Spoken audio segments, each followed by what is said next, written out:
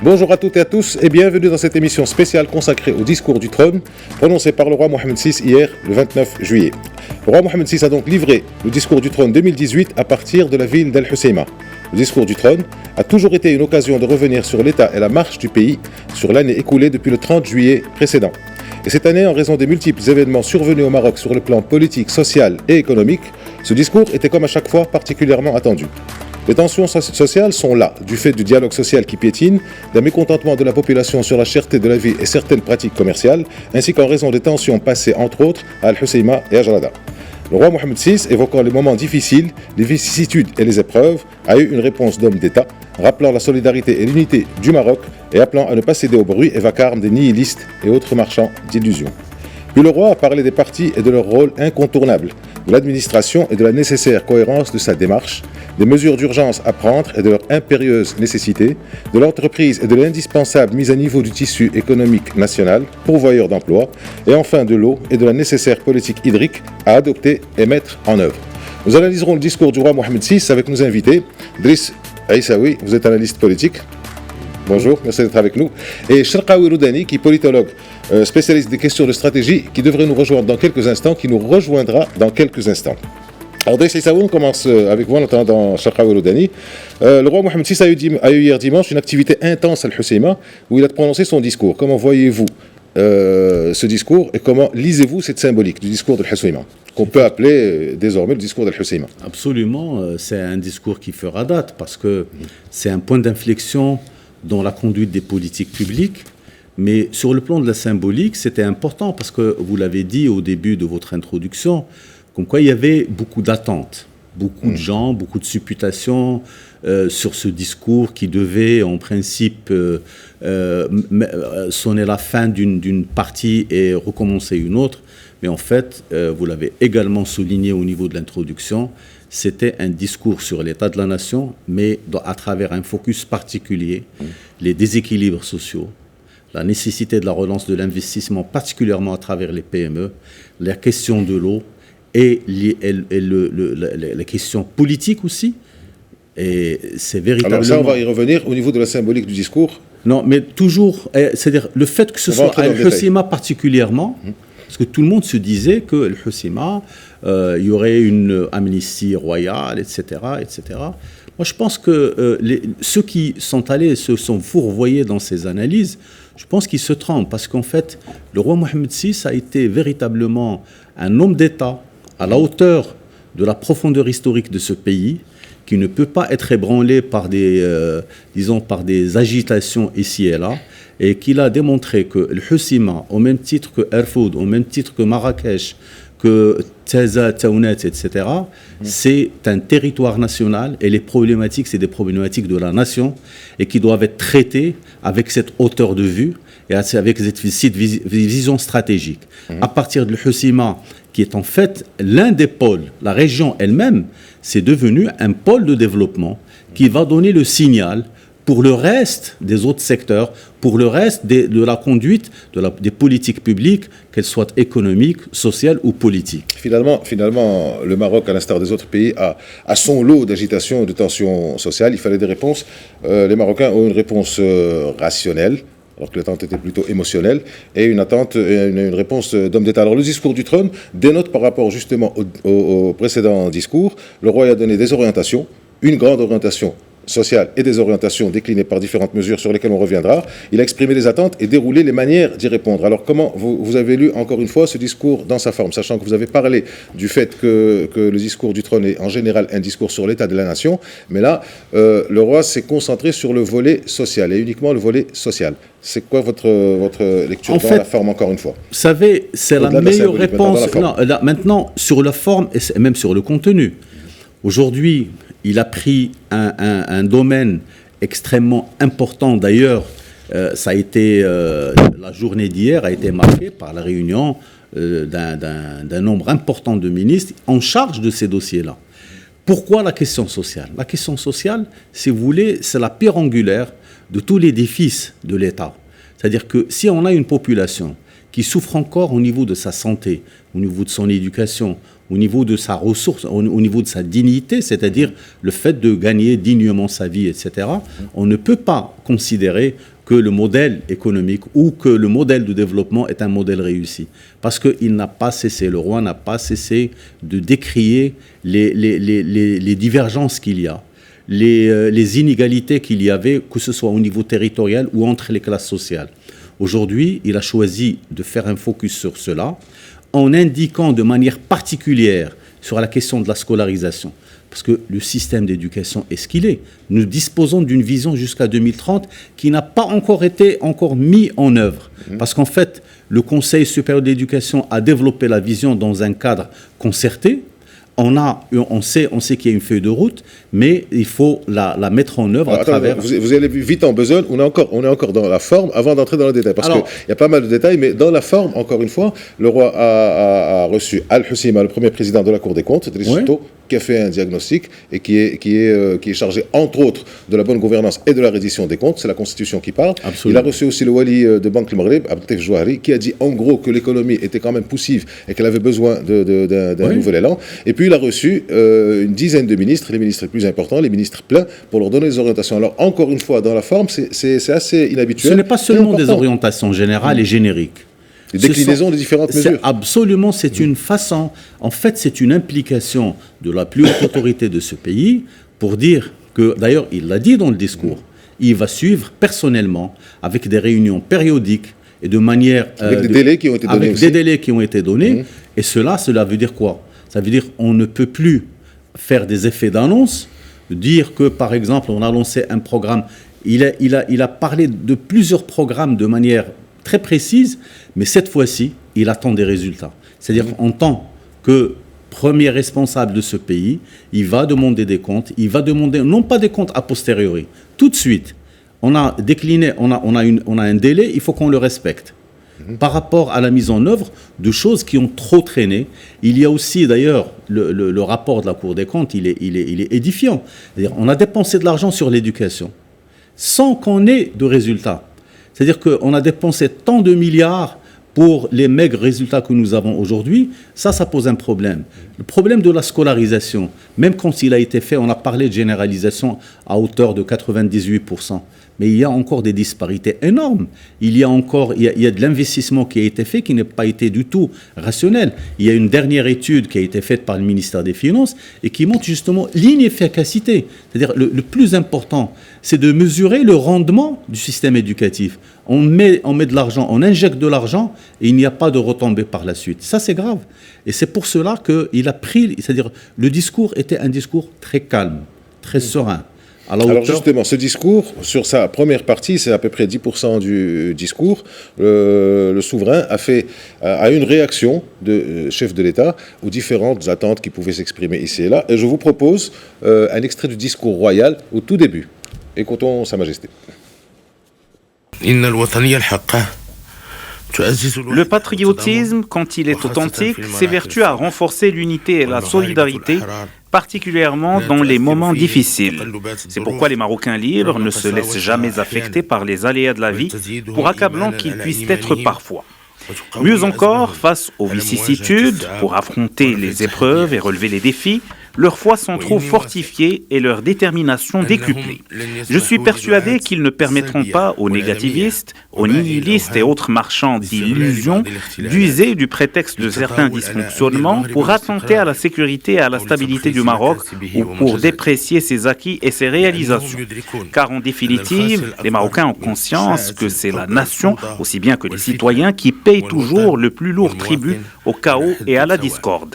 Nous continuerons à marcher ensemble et à travailler main dans la main pour aplanir les difficultés, conjoncturer les objectifs et ainsi réunir les conditions favorables à la poursuite des programmes et des projets de développement générateurs d'emplois et garants d'une vie digne. Alors, Driss Aissaoui, le roi a parlé des vicissitudes, des épreuves, des défis à relever, de la foi des Marocains qui se trouvent fortifiés. Et il a dit, je suis persuadé qu'ils permettront, vous l'avez entendu, des négativistes, nihilistes et autres marchands d'illusions qui veulent attenter à la sécurité et à la stabilité du pays ou pour déprécier ses acquis. À quoi ces phrases renvoient-elles, selon vous, et comment les lisez-vous ?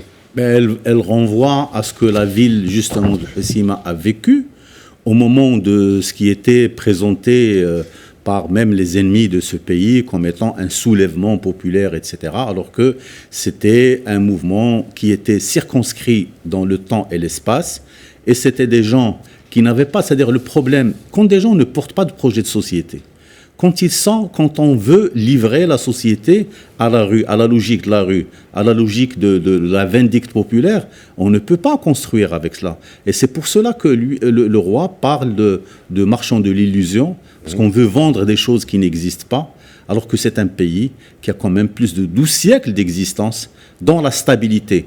Et si le Maroc, c'est-à-dire si on devait faire un bilan, ne serait-ce que sur cet aspect, c'est pratiquement, on est dans le XIIIe siècle pour la construction de l'État marocain. Aujourd'hui, nous sommes sur un pays, pendant 20 ans sous le règne de Mohamed VI, la grande qualité qui fait que les investissements extérieurs viennent, c'est la stabilité politique qui a été construite avec le roi Mohamed Hassan II, que Dieu ait son âme, et qu'aujourd'hui, Mohamed VI a conduit de manière sereine à ce qu'on ait un pays stable et un pays à qui on peut faire confiance. Pourquoi ? Parce qu'il y a des institutions. Quel que soit le jugement que l'on peut porter sur les uns et les autres, mais les institutions sont là, la stabilité est là, et ceux qui ont essayé justement de déroger à cette équation de base n'ont pas pu réussir, et c'est pour cela que le discours, il s'est limité. C'est-à-dire que c'est la juste proportion qu'il fallait, moi je pense, qu'il fallait consacrer à ce sujet-là, d'autant plus que les gens qui sont concernés par les jugements qui ont été faits, il y a la justice qui suit son cours, et le roi dispose d'un certain nombre de prérogatives. Il le fera s'il le souhaite pour les amnistier ou quoi que ce soit. Mais aujourd'hui, on est obligé de regarder des choses beaucoup plus graves, qui sont celles des déficits sociaux. Et on ne peut pas travailler dans le long terme si on n'a pas cette stabilité, si on n'a pas justement cette sérénité pour pouvoir gérer les affaires publiques de manière sur le moyen et le long terme.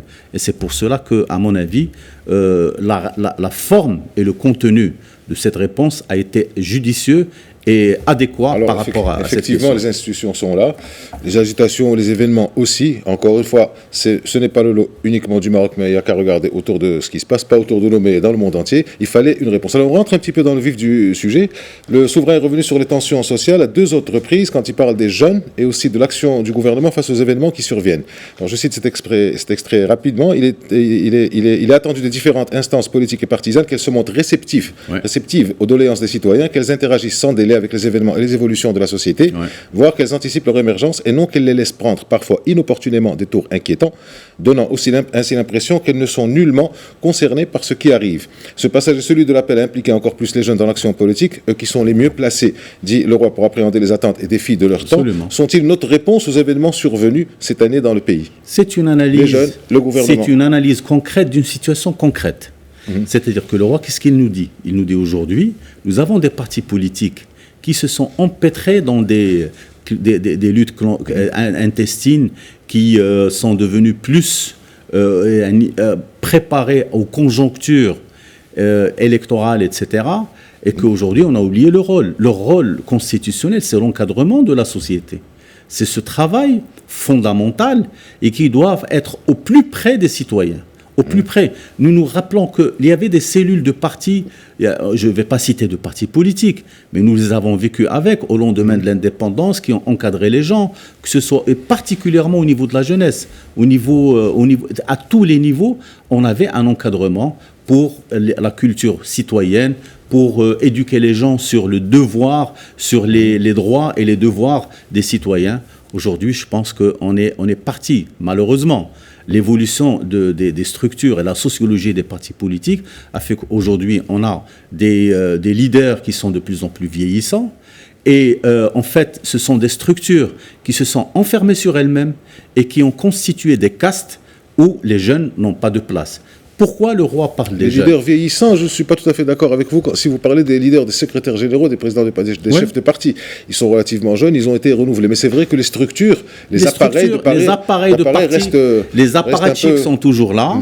Il y a un système d'alternance sur le pouvoir qui montrent que finalement rien ne change et que de toutes les manières, un jeune qui arrive pour pouvoir travailler, pour pouvoir se promouvoir à l'intérieur de ces structures, n'a pas cette possibilité. Quand le roi parle des jeunes qui ont le plus de capacité de réception et d'être à l'écoute de ce qui se passe, je pense qu'il fait référence à tout ce qu'on a vécu sur les réseaux sociaux, parce qu'aujourd'hui, tous les Marocains, à travers les réseaux sociaux, sont devenus des acteurs politiques. C'est des gens qui n'avaient pas de voix, ils arrivent à s'exprimer en toute impunité, certaines fois, et dans beaucoup de circonstances. Ça, c'est la règle de droit, les gens s'expriment. Absolument. Les gens s'expriment, mais finalement, si les partis ne font pas leur job, s'ils ne les encadrent pas, forcément, les gens vont aller sur les réseaux et dire ce qu'ils ont à dire. Les partis politiques doivent faire de l'intermédiation. Vrai, d'ailleurs. Absolument. Il faut qu'ils fassent leur travail d'intermédiation entre les superstructures, entre les structures de l'État et les citoyens pour exprimer le besoin. Parce qu'il y a une demande sociale qui doit être exprimée, qui doit être formalisée et qui doit être conduite. Et à ce moment-là, il y a ce travail. Et si les partis politiques étaient présents à Al-Husima ou à Jarada, etc., on n'aurait pas eu ces problèmes. Si les inspecteurs de partis au niveau des régions étaient présents, alors qu'en fin de compte, ça devient des structures qui ne fonctionnent qu'au moment des élections parce qu'il faut donner des accréditations, etc. Et ça devient un véritable marché aux accréditations au lieu que ce soit un travail de sélection des élites. Parce qu'en fait, travailler sur les élites, c'est un travail qui n'est pas simple. Ce n'est pas quelque chose d'anodin. On ne prend pas n'importe qui. C'est des gens qui doivent rentrer. Il faut que les partis politiques aient leur propre vision, qu'ils aient leur méthodologie, qu'ils fassent travailler les gens, qu'ils cherchent les moyens et qu'ils s'associent à la société civile aussi. Parce que la société civile au Maroc, elle commence à prendre du poids, elle est très présente, elle fait beaucoup de travail. Les gens ne sont plus attirés. Regardons les taux de participation dans les élections. Il est anormalement bas dans un pays comme le Maroc parce que le taux de scolarisation et le taux d'analphabétisme commencent à reculer. Nous avons une conscience collective qui est très vivante et elle est très vivace et elle est là. Elle devrait nous aider justement à prendre à bras-le-corps un certain nombre de problèmes pour pouvoir les gérer ensemble.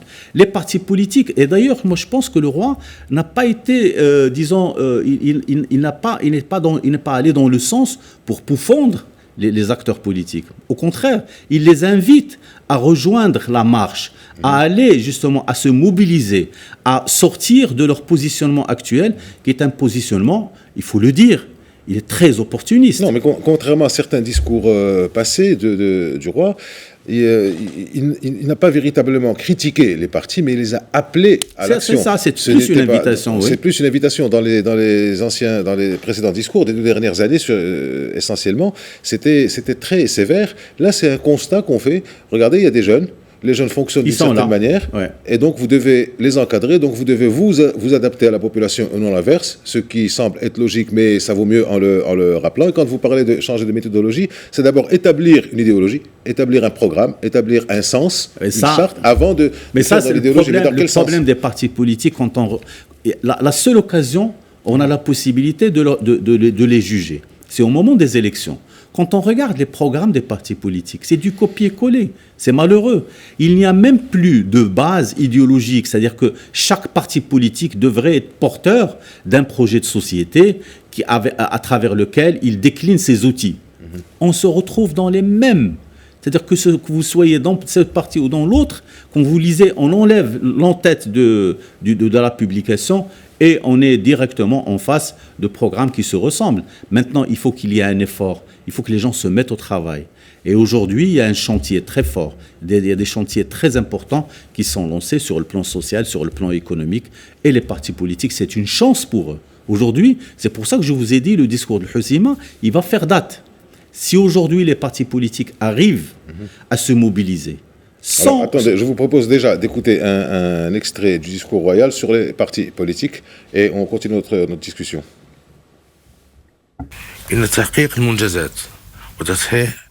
Accomplir des réalisations, corriger les failles et remédier aux problèmes économiques ou sociaux sont autant d'objectifs qui nécessitent une action collective, planifiée et coordonnée entre les institutions et les divers acteurs, plus particulièrement entre les membres du gouvernement et les partis qui le composent. Il importe aussi de dépasser les différends conjoncturels, d'œuvrer à l'amélioration du rendement de l'administration et de veiller au bon fonctionnement des institutions, car in fine, il importe de renforcer le climat de confiance confiance et de sérénité au sein de la société et toutes ses composantes. De fait, les affaires des citoyens ne doivent souffrir d'aucun report ni aucune attente dans la mesure où elles ne se rattachent pas à une période spécifique. D'ailleurs, les formations politiques responsables sont celles qui se tiennent aux côtés des citoyens dans les bons comme dans les mauvais jours. Il est vrai que les partis s'efforcent de s'acquitter au mieux de leurs tâches. Néanmoins, il leur faudra attirer de nouvelles élites et inciter les jeunes à s'engager dans l'action politique, les générations d'aujourd'hui étant les mieux placées pour connaître les problèmes et les nécessités de leur époque. Les partis doivent également renouveler leur méthode de travail et rénover leur mode de fonctionnement. Il est attendu des différentes instances politiques et partisanes qu'elles se montrent réceptives aux doléances des citoyens, qu'elles interagissent sans délai avec les événements et les évolutions de la société, voire qu'elles anticipent leur émergence et non qu'elles les laissent prendre parfois inopportunément des tours inquiétants, donnant ainsi l'impression qu'elles ne sont nullement concernées par ce qui arrive.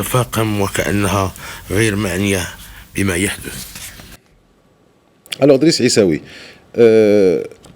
dans cet extrait du discours royal, il y a un appel à la cohésion gouvernementale quelque part. Absolument. Ces 6 derniers mois, on a eu l'impression que les partis pataugeaient un petit peu. Ils se marchaient sur les pieds. Ils ne savaient pas ce qu'ils faisaient exactement. Là, c'est un appel à la cohésion de la classe politique d'une manière générale et de la majorité gouvernementale d'une manière particulière, même si c'est... Si on se rappelle très bien, la formation de ce gouvernement a été faite au forceps. Il y a le Ben Kiran qui a échoué pendant 7-8 mois parce qu'il y avait des guerres de position entre les partis politiques qui voulaient participer au gouvernement. Ça a pris beaucoup de temps. Avec la constitution du nouveau gouvernement, même si ça a été rapide, on a l'impression qu'il y a quelque chose qui manque. Il y a quelque chose qui... Il y a un ingrédient, il n'y a pas le liant pour que le collectif gouvernemental puisse s'exprimer de la même manière. Et ça, on l'a vu. Vous trouvez des ministres qui annoncent des objectifs d'emploi dans leur secteur. Il y a d'autres qui ont d'autres priorités. Et on n'a pas l'impression qu'on chante la même partition. Il y a ceux qui chantent plus vite que la musique, il y a ceux qui ne sont même pas dans la gamme, etc. Donc tout ça, ça pose un problème, parce que nous avons un système, un gouvernement, la nouvelle constitution donne beaucoup de prérogatives au chef du gouvernement, qui peut justement jouer ce rôle de chef d'orchestre. Il faut faire taire les différences, parce qu'en fait, ce qui est grave, ce qui est préjudiciable, c'est que nous avons des partis politiques qui sont dans la coalition gouvernementale. Mais en même temps, ils ont des visées sur les prochaines échéances électorales. Et que le travail qu'ils font n'est pas seulement guidé par l'intérêt général, etc., mais il est aussi orienté. Il y a un monitoring qui se fait en fonction de ce qui peut intervenir au niveau des prochaines échéances électorales et que l'on soit mieux positionné que d'autres, etc.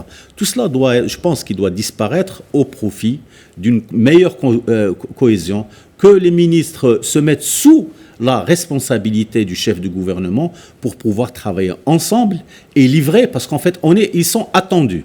Ils sont attendus sur tous les dossiers. Et que s'il y a des dossiers qui tardent à venir, ça veut dire que c'est autant d'attentes, c'est autant de besoins des citoyens qui ne sont pas satisfaits. Et les chapitres sont ouverts. Globalement, on peut dire globalement que maintenant, à partir du discours d'hier, un ministre ne doit plus venir se présenter devant la population ou devant le Parlement pour dire « je vais faire », mais « j'ai fait ». Absolument, absolument. C'est-à-dire, au moins, c'est-à-dire que les gens, qu'est-ce qu'ils veulent ? Le citoyen marocain, il demande à vivre dignement, qu'il puisse avoir accès à la santé, que ses enfants puissent accéder à l'école publique. Nous l'oublions pas. À l'école publique, dans des conditions comme celles qu'on a connues au début de l'indépendance, et qu'il y ait de la sécurité. La sécurité, je pense que le travail est fait, et qu'aujourd'hui, grâce aux efforts sur le plan sécuritaire et qui est mené dans le cadre d'une gouvernance sécuritaire assez remarquable et qui fait qu'aujourd'hui on puisse travailler en toute quiétude. Maintenant, il y a des soubresauts ici et là, il y a des déviances. Voilà, il y a des déviances qui vont apparaître ici et là, mais toujours est-il que les ministres doivent venir pour dire que je suis à tel niveau. Le curseur, il est là.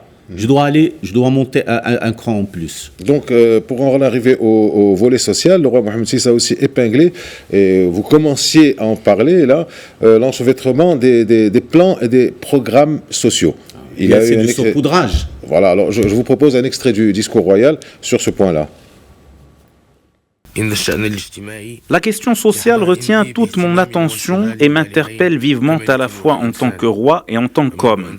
Depuis mon accession au trône, j'ai toujours été à l'écoute de la société et prompt à cerner ses attentes légitimes. Constamment à l'œuvre, je porte l'espoir inaltérable d'améliorer les conditions de vie des citoyens. Au cours des 2 décennies, les réalisations accomplies par le Maroc et les acquis engrangés en faveur des Marocains constituent un véritable motif de satisfaction et de fierté. Pourtant, j'ai le sentiment que quelque chose continue à nous faire défaut en matière sociale. Par la volonté de Dieu, nous poursuivrons l'action menée dans ce domaine avec tout l'engagement requis et la rigueur nécessaire. Ensemble, il nous appartient d'identifier les faiblesses existantes et de leur apporter les remèdes adéquats. L'ampleur du déficit social et les modalités de réalisation de la justice sociale et territoriale sont parmi les principales raisons qui nous ont incités à appeler dans le discours d'ouverture du Parlement au renouvellement du modèle de développement national. En effet, il est insensé que plus de 100 programmes de soutien et de protection sociale de différents formats et se voyant affecter des dizaines de milliards de dirhams soient éparpillés entre plusieurs départements ministériels et de multiples intervenants publics. En fait, ces programmes empiètent les uns sur les autres, pêchent par manque de cohérence et ne parviennent pas à cibler les catégories effectivement éligibles. Comment peut-on donc espérer que ces programmes répondent efficacement aux besoins des citoyens et impactent réellement leur quotidien? Il n'est nul besoin de rappeler ici que nos critiques ne constituent pas une fin en soi, mais une incitation à l'autocritique, exercice vertueux et salutaire si, à la parole, sont joints l'acte et la réforme proprement dit. Alors, Driss Issaoui, j'en profite déjà pour souhaiter la bienvenue à Sharqawi Roudani. Je rappelle que vous êtes politologue et spécialiste des questions de stratégie. Bienvenue avec nous aujourd'hui, Sharqawi Roudani. Alors, Driss Issaoui, vous êtes analyste politique, mais aussi analyste économique. Alors, quand le roi parle de cet enchevêtrement, des dizaines de plans, ces dizaines de milliards de dirhams qui sont éparpillés comme ça sur les plans, quelle est votre lecture et comment faire pour remédier à ça? D'abord, concrètement, il suffit de regarder le nombre de budgets qui ont été affectés à la question sociale. Nous avons quelque chose comme 51% du budget de l'État consacré aux secteurs sociaux. C'est énorme. Mais à aucun moment, on a pris le temps de faire de l'évaluation. C'est bien. Non, c'est bien, mais c'est énorme. C'est énorme dans la mesure où on ne s'est pas intéressé à faire de l'évaluation de ces budgets. Et dernièrement, on commence à avoir des évaluations. On a eu une évaluation de l'Observatoire national du développement humain sur plusieurs questions, sur le RAMED. Il y a un dernier rapport qui est sorti qui est très accablant par rapport à ça. Nous avons des évaluations sur toutes les politiques sociales et qui doivent sortir. Il y a la Cour des comptes qui a jugé ça. Et il y a aussi une étude dernièrement du ministère des Finances sur l'efficacité de la dépense budgétaire consacrée à l'éducation. Alors tout cela, c'est des outils qui vous parlent, qui doivent nous parler. Pourquoi? Parce qu'à un moment donné, à chaque fois qu'on a eu un gouvernement, la question sociale, parce que vous savez, un politique, il a toujours, disons, au bout de son objectif, la relation avec le citoyen. Qu'est-ce qu'il fait? On met du saupoudrage, on met un peu de milliards par là, un peu de milliards par là, etc. Au bout du compte, les vrais déficits, il n'y a pas d'arrêt. D'abord, vous savez, les ministères travaillent avec des plates-bandes. Et à chaque fois que vous venez, par exemple, vous êtes ministre, je ne sais pas, de l'économie, vous parlez au ministre des Affaires sociales, vous dites non, ne touchez pas à mon budget, moi je l'ai négocié depuis le début de l'année, je ne peux rien faire. Or, on devrait, et ça c'est justement la nouveauté de ce discours, c'est qu'aujourd'hui, les déficits sociaux seront ciblés, et on va même cibler, c'est-à-dire le ciblage tant attendu qu'on voulait voir venir, aujourd'hui on va pouvoir le faire pour pouvoir adresser l'argent à des déficits particuliers et pouvoir les mesurer. Alors, Sharqawi Roudani, encore une fois, bienvenue et bonjour. Alors, parmi les mesures envisagées pour contourner ou dépasser l'empiètement des programmes et l'enchevêtrement, il y a le registre social unique. Alors, en quoi ça consiste, ce registre social unique, et dans quelle mesure il permettrait une meilleure cohérence et interaction entre les différents programmes? Me semble-t-il que c'est une stratégie visionnaire de la part de Sa Majesté le roi Mohamed VI pour que le Maroc puisse accompagner cette évolution économique et évolution même démographique. Je pense que c'est très important de rationaliser les inputs et les outputs. c'est très important aussi d'ouvrir pour mettre en place une vision claire sur les besoins de la société. Je pense que ce registre, il est très important, surtout dans le sens que nous vivons aujourd'hui dans une société où il y a des métamorphoses, donc il y a des besoins, il faut des solutions bien adaptées, il faut innover des approches pour qu'on puisse vraiment combler certains besoins, certains déficits en termes de réponse collective, de réponse parfois en urgence pour donner un fort élan à cette vision de solidarité qui imprime Sa Majesté dans sa façon de concevoir la société marocaine. Je pense que ce registre, ça va permettre de faire une sorte de stratification pour qu'on puisse vraiment voir à l'échelle microscopique les vrais problèmes de la société marocaine, sachant bien évidemment que nous avons été depuis des décennies dans une croissance économique et après on découvre qu'il y a certaines tranches et franges de la société qu'on n'arrive pas de tirer profit de cette répartition de cette richesse. D'ailleurs, moi, je pense que ce registre vient du fait que lorsque Sa Majesté, dans un discours, je me rappelle très bien, quand il parle de sur le registre, je voudrais proposer aux téléspectateurs et à vous un extrait du discours royal sur ce registre social unique. Il le détaille d'ailleurs, il le détaille. Dans le discours, il donne les détails. On écoute le roi. On écoute le roi et on commente. À cet égard, nous estimons que la nouvelle initiative du registre social unique est un début prometteur, susceptible d'induire un accroissement progressif du rendement des programmes sociaux à court et à moyen terme. Ce registre est un système national d'enregistrement des familles qui pourront bénéficier des programmes d'appui social. Les ménages habilités à jouir des prestations de ce régime seront déterminés selon de rigoureux critères objectifs et grâce aux nouvelles technologies.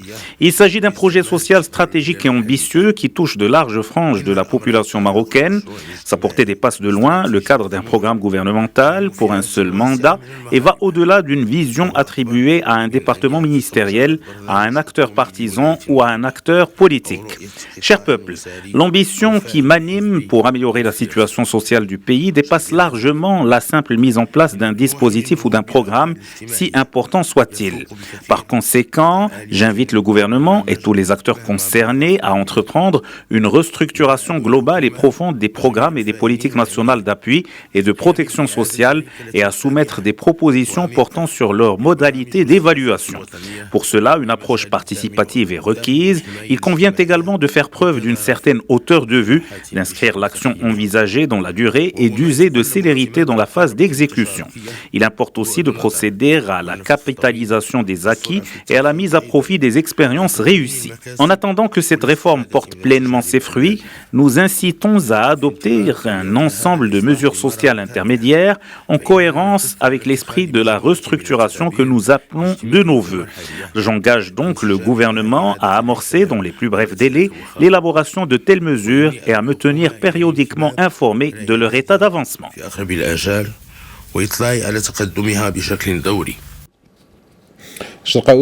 Nous vous écoutons. Vous parlez justement du registre social. Oui, tout à fait. Le registre social unique, moi je pense c'est un mécanisme de la répartition de la richesse. C'était dans un discours de Sa Majesté qui a été prononcé très récemment.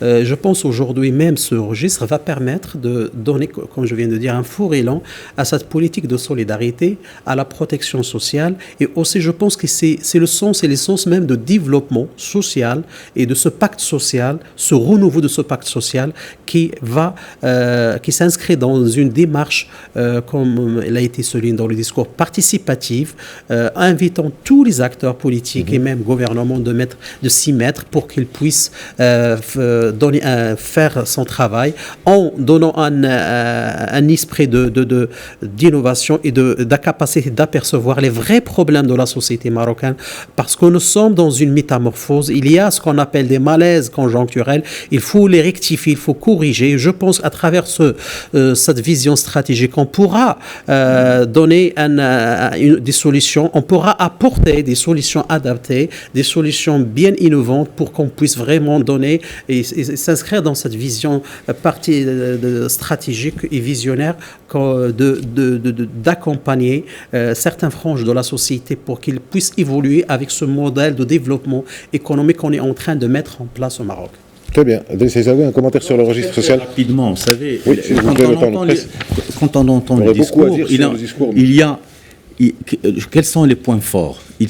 Le roi nous dit, attention, les budgets consacrés aux secteurs sociaux ont été quelque part utilisés à des fins politiciennes. Il faut éviter cela. Ce n'est pas une approche... Alors, la nouveauté aujourd'hui, c'est qu'on a un registre national des familles qui va permettre de dresser le profil sociologique et économique des Marocains, ceux qui doivent être destinataires des aides que l'État, ce sont les subsides de l'État qui sont... Et c'est un effort extrêmement important qui est fait, qu'on puisse, par exemple, si on cible l'éradication de certaines maladies, on sait que ça va aller là. Quand il a parlé du programme Tayssir au niveau de l'éducation, on sait que Tayssir va permettre aux filles de se scolariser, etc. Donc tout cela, c'est le ciblage.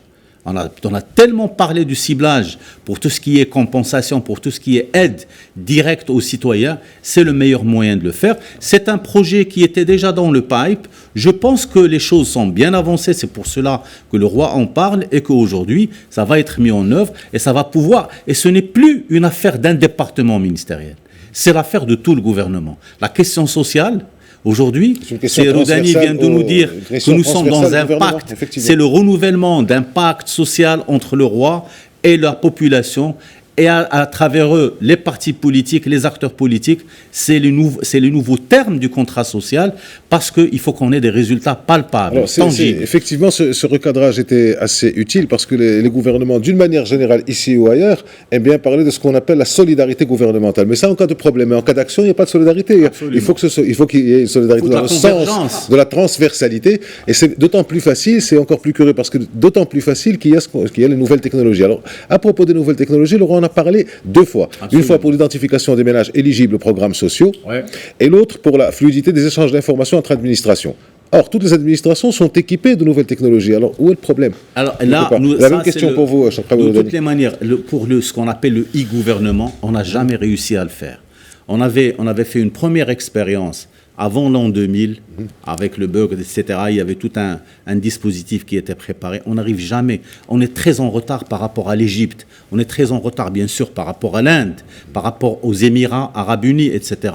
On n'arrive pas à le faire. Pourquoi ? Parce qu'il y a un cloisonnement des départements ministériels. Et il y a, si vous voulez, une question de virilité, c'est-à-dire que chacun est jaloux de ses prérogatives, il n'arrive pas à échanger les informations. C'est pas mal comme expression. On va laisser Cheikh Aoun donner son avis aussi sur le fait de où ça cloche, alors que les nouvelles technologies, les ministères sont truffés de nouvelles technologies, d'ordinateurs, enfin de matériel de pointe. Et le problème, il est où ? Le problème, je pense... Non, le problème, écoutez, le problème, je pense, c'est dans la manière avec laquelle le responsable, le politique, apercevoir les vrais problèmes de la société marocaine. Je pense aujourd'hui, quand Sa Majesté, il a parlé de la nouvelle technologie, il ne faut pas oublier le discours de la première anniversaire de l'intronisation de Sa Majesté en 2000. Lorsqu'il a parlé du pacte de la formation et de la société de l'information, le savoir-faire, la compétence, tout ça, l'élite, une nouvelle génération d'élite. Donc, je pense ici, on met le curseur sur les vrais problèmes de la manière de la société marocaine et du gouvernement marocain, parce qu'aujourd'hui, il faut le dire avec audace et avec responsabilité, Sa Majesté, il a pris ses responsabilités, il a décortiqué, il a les vrais problèmes de la société, les malaises conjoncturels. Aujourd'hui, le ballon est dans le camp du gouvernement. de la société civile, de la société en général, d'assumer aussi sa responsabilité, de regarder avec perspicacité ces évolutions que connaisse le monde. N'oublions pas que Sa Majesté, lorsqu'elle a parlé de mettre en place la réforme des centres régionaux d'investissement, de mettre en place les mécanismes technologiques pour qu'ils puissent donner un fer élan à la célérité de la mise en place des projets, tout ça. Moi, je pense aujourd'hui, c'est que nous vivons dans un déficit de l'utilisation de la technologie, sachant bien que c'est un vecteur de développement, c'est un vecteur de rationalisation du temps, parce que le temps, ça coûte trop cher dans un monde en ébullition, dans un monde qui s'enlise dans la compétitivité économique. Alors aujourd'hui, c'est au gouvernement, c'est aux partis politiques d'assumer leurs responsabilités, de travailler avec audace, d'accompagner ces mesures annoncées par Sa Majesté. Donc cette transversalité dont on parlait est quand même un programme global qui va prendre du temps. Mais le roi a été clair, a insisté sur la pertinence d'un certain nombre de choses, mais dans l'attente, il y a urgence et le souverain a appelé à des mesures d'urgence. Donc sur l'éducation, avec l'appui à la scolarisation, la lutte contre la déperdition scolaire, les internats, les cantines, pour soulager un peu la bourse des parents, l'INDH, l'initiative nationale dans sa troisième tranche, la révision du programme RAMED pour la santé et l'institutionnalisation et la pérennisation du dialogue social. Alors, autant de mesures qui sont rapidement mettables, si j'ose dire, en œuvre. Est-ce que vous pensez que le gouvernement, les acteurs sociaux et les acteurs politiques ont compris le message et qu'ils pourront agir dans les 3 mois de délai que leur a accordé le souverain? Il faut le dire. Moi, je pense qu'on ne peut pas... personne ne peut nier le fait aujourd'hui que tous les partis politiques sont dans le marasme, sont dans une phase, je ne sais pas, donc on ne peut pas trouver les mots pour qualifier à quel point ils s'enlisent dans le marasme politique. Il n'y a pas de vision, il n'y a pas de regard, il n'y a pas d'accompagnement. Le rôle qu'il les incombe de jouer pour faire face à ces malaises conjoncturels n'a pas été joué, proposé. Même lorsqu'on parle de modèle de développement économique, il n'y avait pas aucun parti politique qui n'a proposé une vision cohérente. Moi, je pense aujourd'hui les partis politiques marocains, Sa Majesté l'a bien souligné, il faut une nouvelle élite. Il faut faire immerger, laisser aujourd'hui le monde, nous sommes en train de parler de la déperdition scolaire, on est en train de parler de la jeunesse, donc c'est le citoyen de demain, donc il faut que les partis politiques jouent un rôle très important, c'est leur rôle pour qu'ils puissent donner un fort élan à cette politique de Sa Majesté, de donner un fort élan au développement économique, au développement social que connaît le Maroc, aux métamorphoses que connaît le monde. Nous ne sommes pas dans une île, nous sommes un pays qui est imprégné par les forces extrinsiques. Donc aujourd'hui, il faut faire une démarche volontariste, je parle des partis politiques, pour qu'ils puissent jouer leur rôle dans l'encadrement, dans le pacte social dont on parle aujourd'hui et dans l'accompagnement de la jeunesse marocaine pour qu'ils puissent assumer ses responsabilités. Alors on va rester sur ces mesures d'urgence. C'est ça, vous qui êtes un spécialiste en matière de régionalisation, qui avait participé à tant d'études et de rapports sur ce sujet. En quoi ces politiques d'urgence peuvent-elles interférer et s'imbriquer avec la refonte générale de l'administration dans le sens de la déconcentration que le souverain a appelé de ses voeux? Je sens que ça vous inspire, vous souriez. Non, ce n'est pas seulement un vœu, c'est une demande insistante parce que le projet de la déconcentration, la charte pour la déconcentration est un projet qui est dans les pailles depuis un moment. Le ministère de la fonction publique, de la modernisation, etc., ils ont tout ce qu'il faut. Mais le problème, c'est qu'à chaque fois on y revient, vous avez des prérogatives sectorielles que tous les ministres de tous les bords refusent de céder. La déconcentration, ça veut dire c'est de la subsidiarité. C'est-à-dire qu'on va déléguer un certain nombre de décisions du central, par exemple, pour construire une route, pour débloquer un budget, etc. On était obligé de revenir à Rabat. Maintenant, on va donner aux régions. On a créé des régions. On aura affecté, à partir de 2019, ils auront les moyens budgétaires très importants. Ils sont en train d'élaborer des plans régionaux au niveau pour l'emploi. Aujourd'hui, il faudrait que ces gens, que l'on puisse justement, cette charte, qu'on la mette en œuvre et qu'on arrête d'une fois pour toutes, il faut que la régionalisation fonctionne. Sinon, ça va rester un vœu pieux et on va revenir. Juste une chose. Aujourd'hui, il faut qu'il y ait une culture de l'évaluation. Tant qu'on n'a pas fait, et c'est le sens de ce discours, il faut que l'on puisse évaluer à tout moment quelles sont nos actions, quelles sont les politiques publiques, est-ce qu'elles ont atteint leurs objectifs ou non. Alors, il y a des paramètres, il y a des critères qui seront retenus, et le roi lui-même va suivre cela, il l'a dit à plusieurs fois. D'ailleurs, il a donné un indicateur pour les gens qui vont introduire une demande, une doléance. Passez un mois, ça veut dire que vous avez raison. Que ce soit il est entré dans certains détails justement sur la majorité de l'unanimité pour les centres d'investissement. C'est significatif du sens qu'il veut donner aux choses. Alors quand on parle de social, Charqaoui Roudani, le social c'est aussi le travail du moins rémunéré, on peut considérer que c'est le propre de l'homme. Et parmi ces mesures d'urgence, il y en a qui sont simples à appliquer en vue de donner un coup de fouet à l'emploi et au recrutement. La charte de déconcentration administrative pour les prises de décision rapides, la charte de l'investissement pour la mise en œuvre rapide des projets et l'adoption de textes juridiques, vous en parliez, d'Essaïsaoui, astreignants pour les décideurs en matière économique avec le mois de délai, avec la décision à prendre à la majorité simple au niveau des centres et pas à l'unanimité. Alors qu'est-ce qu'on peut attendre de ces mesures? Est-ce que vous pensez qu'elles peuvent être mises en pratique rapidement, sachant qu'elles doivent être mises en pratique rapidement? Je pense d'ailleurs dans le discours de Est-ce que c'est faisable? D'ailleurs, hier, il y avait le discours, il était clair. D'ici le mois d'octobre, il faut que la charte de la déconcentration soit... parce que ça fait longtemps, ça traîne depuis 2002.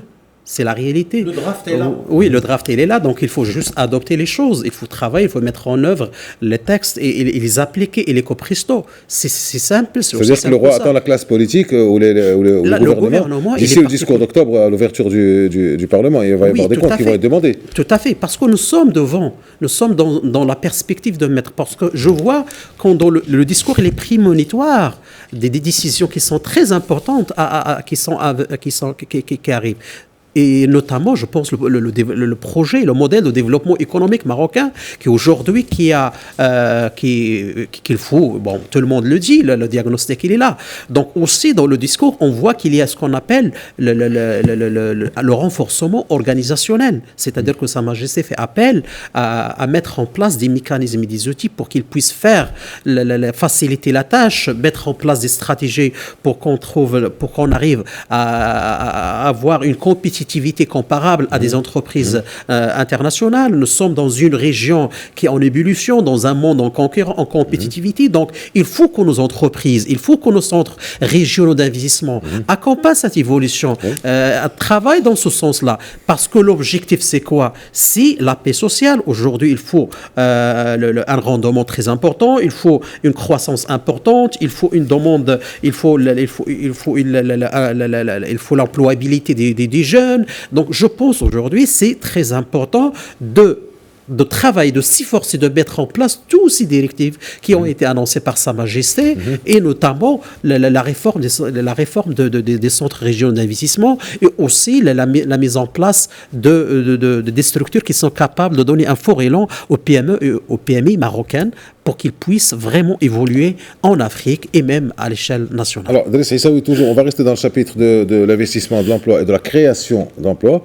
Le roi a également parlé de l'accès au financement pour les entreprises, de l'accroissement de leur productivité et de la formation et de la mise à niveau de leurs ressources humaines. Ça veut dire qu'on peut expliquer ça ou commenter ça comme étant un appel à la manœuvre des banques, du fisc et de l'enseignement public et privé. Est-ce qu'on peut s'attendre à quelque chose dans ce sens? Parce que le financement, c'est le secteur bancaire, il faut qu'il finance.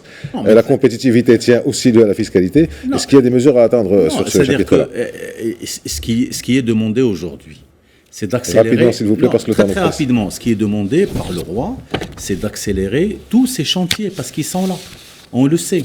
Les banques, elles sont frileuses par rapport à la prise de risque. Aujourd'hui, on a des taux d'intérêt qui sont rédhibitoires. Il faudrait que les banques puissent agir en banque citoyenne, qui participent, qui risquent des choses, alors que c'est zéro risque. La création d'entreprises, elle bloque. Pourquoi? Parce que le problème, c'est au niveau du taux d'intérêt qui est important. C'est un problème, c'est le taux d'intérêt ou à l'accès au financement. D'abord, il y a l'accès, il y a des barrières. Il y a des barrières. Avant d'arriver au taux. Alors, il y a d'abord l'accès au financement, où les conditions ne sont pas du tout ce qu'elles sont. On est dans un secteur bancaire qui fonctionne dans un confort extraordinaire. Ils sont protégés par la Banque centrale, ils ont des taux d'intérêt qui sont plus que rémunérateurs. Le taux, c'est-à-dire, vous savez, des taux qui arrivent à 10%.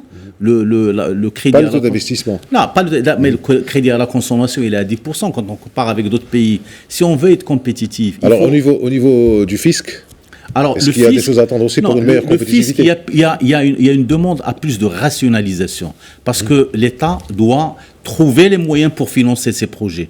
Aujourd'hui, il y a de l'évasion fiscale, il y a de l'opacité au niveau, par exemple, les opérations de TVA. Il y a un travail énorme qui est fait par la Direction générale des impôts et qui va aller dans le sens de la numérisation de toutes les opérations, et que dans les prochaines années, on va avoir plus de transparence. On ne va pas éradiquer la fraude fiscale totalement, mais on va arriver à faire payer ceux qui doivent le faire, et surtout avoir l'intransigeance qu'il faut, que nous retrouvons dans des pays développés comme les États-Unis, comme la France. Quand on fraude le fisc, on sait à quoi s'attendre. Alors, il nous reste 2 minutes pour le mot de la fin.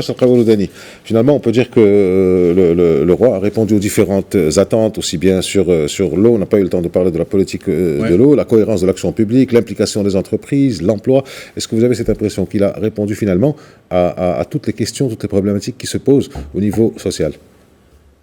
Vous avez 1 minute pour ça. Voilà, je pense que le discours, il a été un acte fondateur d'une restructuration de la manière avec laquelle on doit construire un État moderne, capable d'assumer ses responsabilités nationales et internationales. Je pense aujourd'hui nous sommes dans un renouvellement du pacte social, parce qu'aujourd'hui il y a des questions qui s'imposent, qui ont été annoncées dans le discours d'hier, notamment le développement social, le développement économique, le modèle économique. Aussi, donc, je pense, il y a aussi, on a parlé de ce qu'on appelle l'État-nation, donc l'appel à l'État-nation, le patriotisme marocain, qui doit aujourd'hui être prôné pour qu'on puisse vraiment faire face aux défis, aux enjeux qui guettent la stabilité du Maroc. Je pense aujourd'hui, le discours, il fait appel au renforcement organisationnel. Je vais vous arrêter, pour laisser quand même une poignée de secondes à Driss Aissaoui pour conclure. Vous avez bien une poignée de secondes. Oui, absolument. C'est un discours, je l'ai dit au début, qui va faire date. Pourquoi ? Parce que ce n'est plus un discours générique. Ce ne sont pas des orientations qui sont issues de l'état de la nation. C'est des urgences. L'eau, c'est une question urgente. Les déficits sociaux, c'est une question urgente.